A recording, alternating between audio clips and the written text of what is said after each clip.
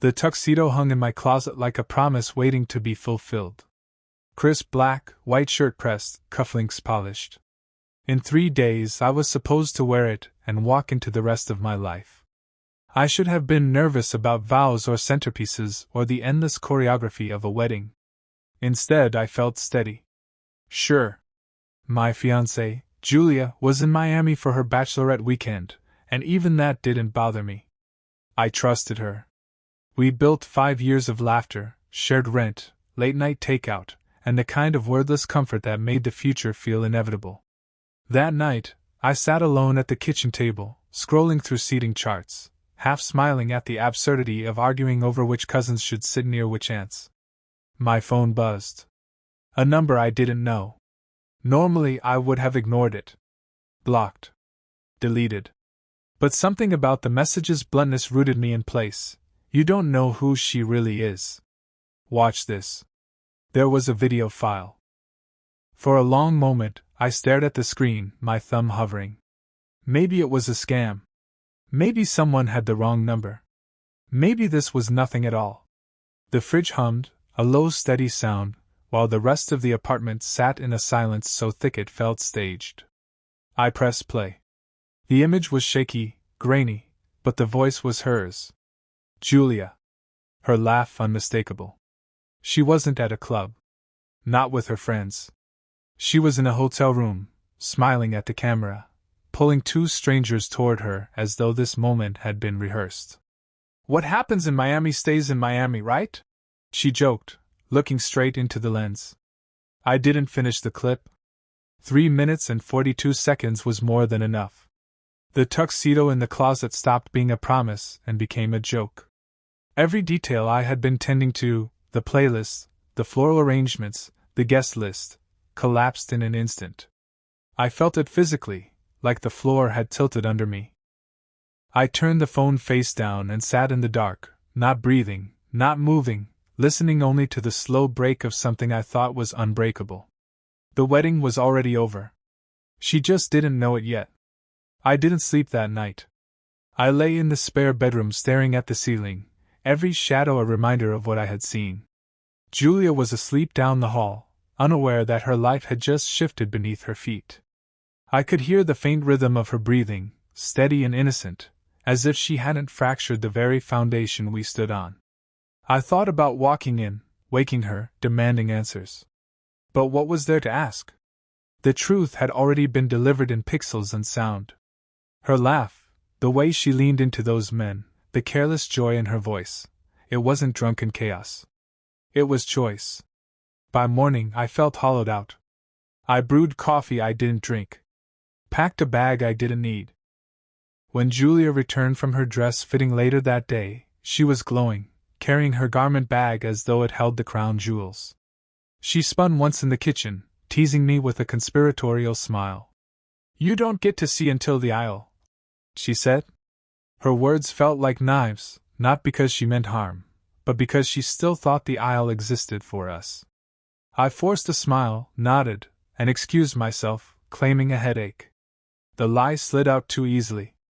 That evening I called Tony my best man. I needed another pair of eyes to confirm I hadn't lost my grip on reality.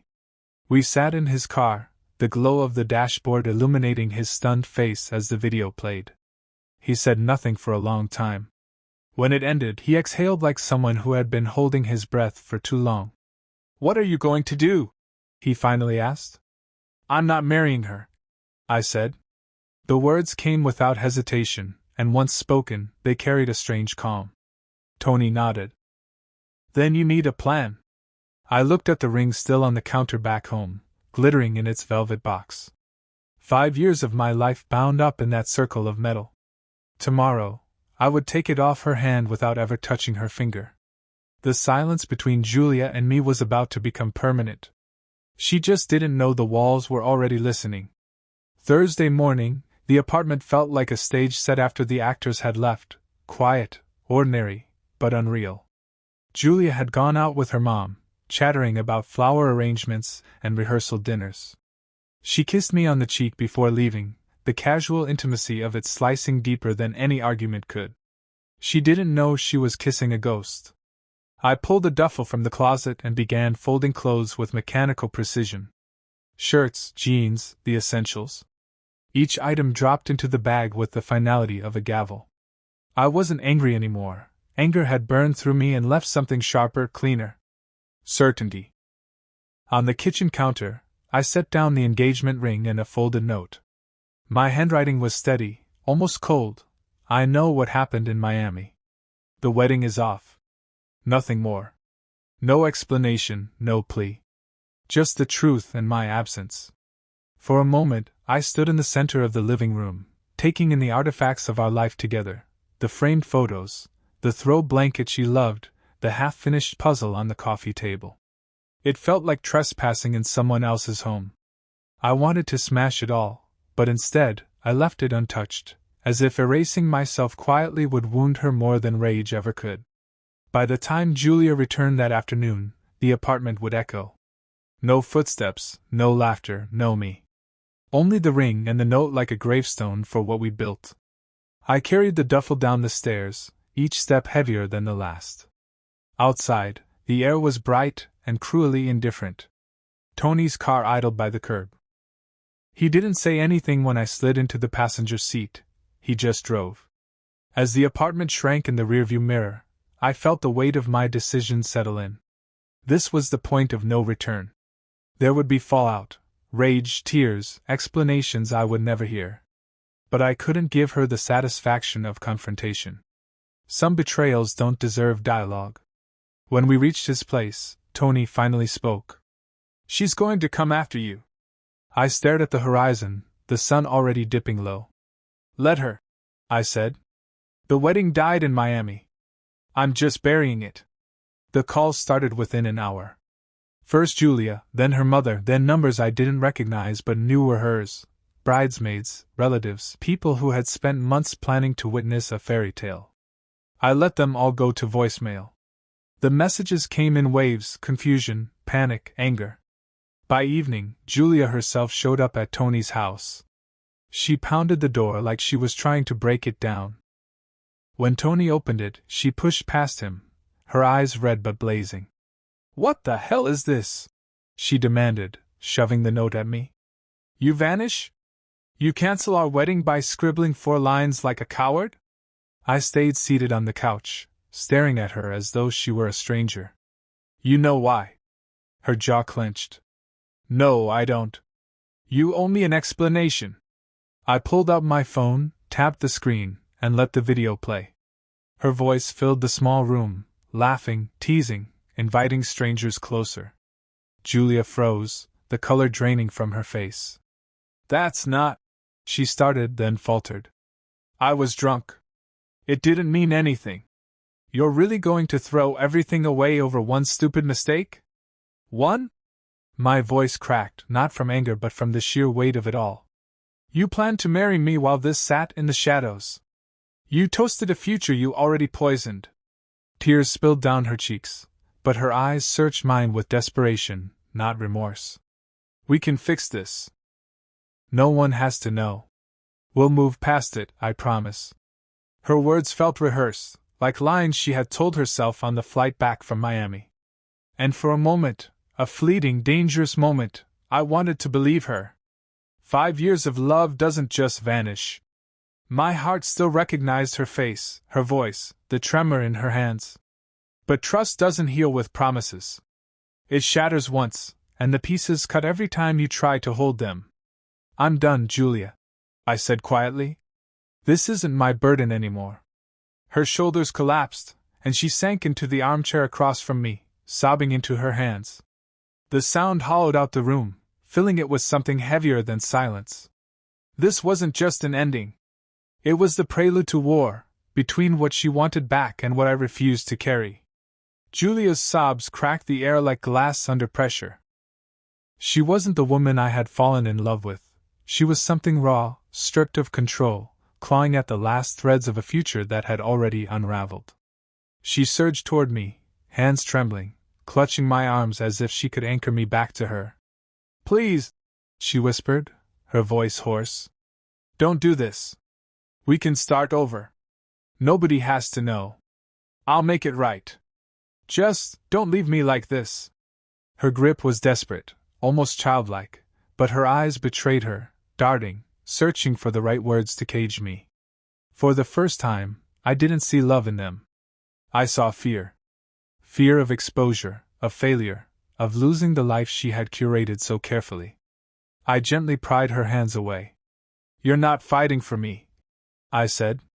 You're fighting for the story you wanted people to believe. She shook her head violently. No, it's you. It's always been you. The room was thick with silence, except for the faint hum of the refrigerator down the hall. Even Tony, standing against the wall, seemed frozen in place, as though any sound might tip the fragile balance into chaos. I reached into my pocket and pulled out the small velvet box. Her eyes widened, a flicker of hope lighting up before it was extinguished. I opened it, stared at the ring one last time, then set it down on the table between us with finality. This belonged to the man I used to be, I said. And he doesn't exist anymore. Julia crumpled onto the floor, her sobs rising into a guttural wail, the kind of sound that can't be rehearsed or faked. For a moment, it shook me. I wanted to kneel beside her, to cradle the woman I once knew. But that instinct was a ghost, and ghosts have no place among the living. I stood, the weight of 5 years pressing against my chest, and walked to the door. My hand hovered on the handle, the air in the room dense with everything unsaid. Goodbye, Julia, I whispered, not turning back. The door clicked shut behind me, and for the first time, the silence felt like mine. The night air outside was cool, carrying the faint smell of rain that hadn't yet fallen. I walked without knowing where I was going, the city lights blurring into a haze, my duffel heavy against my shoulder. Every step felt both impossible and necessary, as though I were learning to move in a world stripped of its familiar gravity. At Tony's, I couldn't sleep. I lay awake on the couch, staring at the ceiling, listening to the hum of a house that wasn't mine. My phone sat on the coffee table, vibrating every few minutes, texts, calls, voicemails stacking like bricks against a door I'd already locked. I didn't open a single one. The silence was unbearable, but the alternative was worse. The next morning, I walked to the edge of the city, to a park we used to visit in our better days. The benches were empty, the trees swaying lazily in the late summer breeze.